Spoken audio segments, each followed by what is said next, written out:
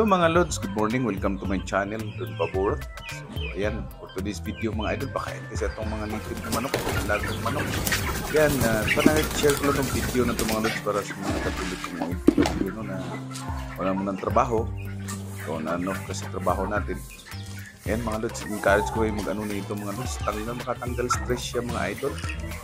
And ulitin ko mga Lods, minsan bigay sila sa atin ng maganda dahil sabi ko mga Lods dahil itlog sila. Hindi na tayo bibili ng itlog mga idol, no? Sa ating anak pinamugahan, lalo na pagpapasok sila sa school. And so ang pagkain na naman ito, integral lang naman siya yung mix ko na PDF or PDP, yung purina mga idol ba. So 34 lang naman ang kilo mga idol. So pag pakain ka nito, pakita ko sa inyo mga idol manong mix ko na pagkain ito. Hindi naman siya masyadong magastos mga Lods dahil ang isang kilo lang naman is 34. So ang isang kilo naman sa ganito kadami mo na ng manok, yung isang kilo 3 araw mo na nila maubos mga Lods, mahigit pa nga minsan. Kasi minsan nahaluan ko ng kangkong, niyog. So ganun lang mga Lods katipid ang pagkain nito.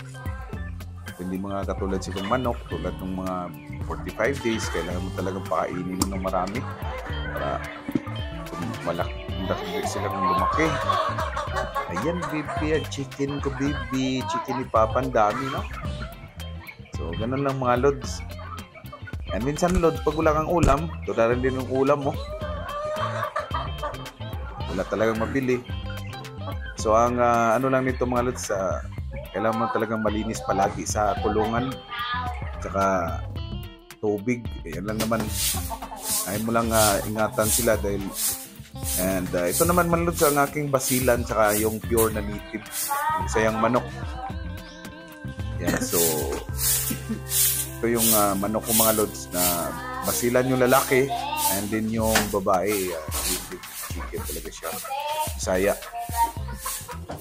And meron din ako dito mga Lods sa native din ito. Kaya lang medyo hindi pa siya nag-itlog mga Lods dahil bata pa. And meron din ako mga sisyo dito mga idol na dalawa. So, dalawa lang natira. So yung nasa harap kanina mga nakita nyo, yun yung mix ko na Rhode Island Red and native.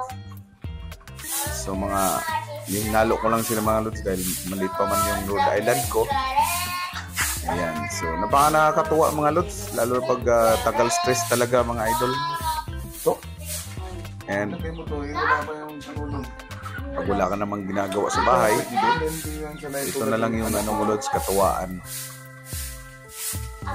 Ayan, so kailangan mong umuwi sa bahay dahil lagaan mo naman sila.